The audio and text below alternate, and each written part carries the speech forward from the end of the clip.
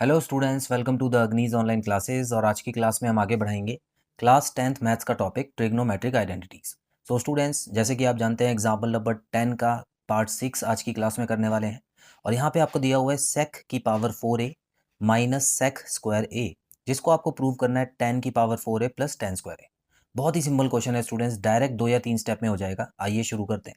मैंने आपको बताया हुआ है कि जब भी आपको पावर 4 दी हो तो या तो आप कॉमन लेंगे, और अगर कॉमन नहीं आ रहा है तो आपको पावर को ब्रैकेट में 2 बार लेना होगा। मतलब अंदर भी पावर होगी, बाहर भी पावर होगी, जिसको हम पावर ऑफ पावर बोलते हैं।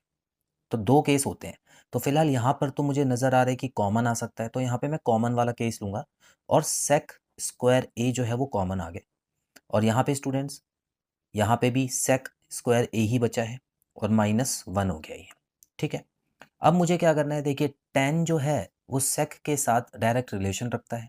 और एक फॉर्मूला हमको बहुत अच्छे से पता है कि जहाँ जहाँ सेक लिखा हुआ है, ठीक है, मैं वहाँ पे क्या लिख सकता हूँ। देखिए, सेक स्क्वायर ए जहाँ पे लिखा हुआ है उसकी जगह मैं 1 प्लस 10 स्क्वायर ए भी लिख सकता हूँ। याद होगा आपको ये वाला फॉर्मूला स्टूडेंट्स? ठीक है, तो यहाँ पर बस मुझे यही करना है और फिर मेरा आंसर आ जाएगा। तो जल्दी से कर लेते हैं।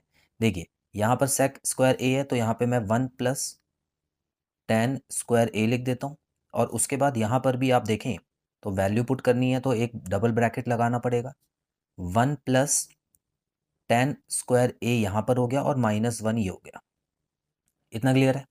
चलिए अब इसको जल्दी से सॉल्व कर लेते हैं। यहाँ पर तो हो गया 1 प्लस 10 स्क्वायर ए, और यहाँ पे ब्रैकेट खोलेंगे तो ये हो गया 1 प्लस 10 स्क्वायर ए -1। ठीक है ना, पीछे माइनस लगा हुआ है तो साइन नहीं बदलेगा। तो +1 और -1 तो कट गया।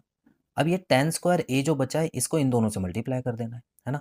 तो हमारा आंसर आ जाएगा। तो यहाँ पे कर लेते हैं स्टूडेंट्स। क्या होगा, 10 स्क्वायर ए जब 1 से मल्टीप्लाई होगा तो ये हो गया 10 स्क्वायर ए प्लस 10 स्क्वायर ए जब 10 स्क्वायर ए से मल्टीप्लाई होगा तो ये हो जाएगा 10 की पावर 4 ए, जो कि RHS के बराबर है। स्टूडेंट्स आप देख सकते हैं RHS में भी हमको यही पूछा था। अब प्लस में है तो आप आगे पीछे कर सकते हैं। तो हमारा आंसर आ चुका है। तो कुछ भी मुश्किल नहीं था। एग्जाम्पल नंबर 10 ने हमको ये सिखाया कि अगर पावर 4 है या पावर 6 है तो ऐसे क्वेश्चंस को हम कैसे करें। तो आई होप स्टूडेंट्स आपको बहुत अच्छे से समझ आया। सो मिलते हैं अगली क्लास में। Till then students, bye bye.